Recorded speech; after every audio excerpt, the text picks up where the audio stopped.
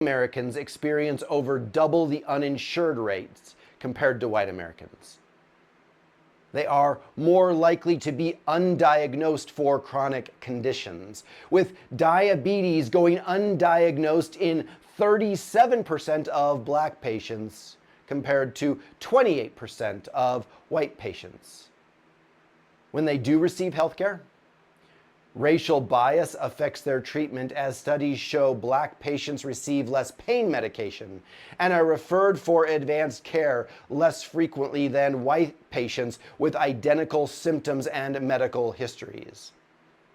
Native Americans face even greater disparities, with an average life expectancy 5.5 years shorter than the general population. These aren't coincidences. They're reflections of ongoing systemic inequities. Or consider the healthcare disparities tied to socioeconomic status. Lower income Americans are 5 times more likely to delay or forego medical care due to cost concerns. They are 10 times more likely to report being in poor health than high-income individuals.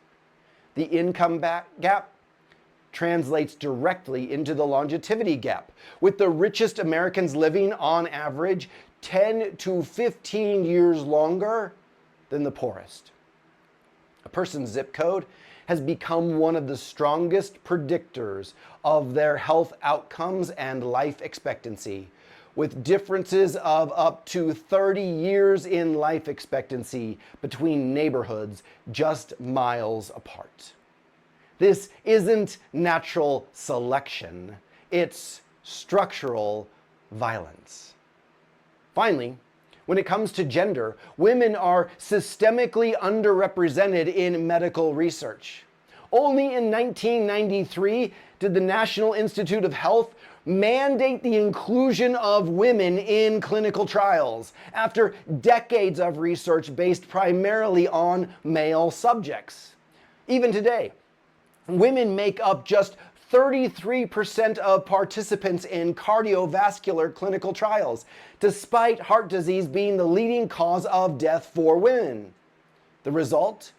Misdiagnosis, inappropriate treatments, and preventable deaths. Women are 50% more likely than men to receive an incorrect initial diagnosis during a heart attack.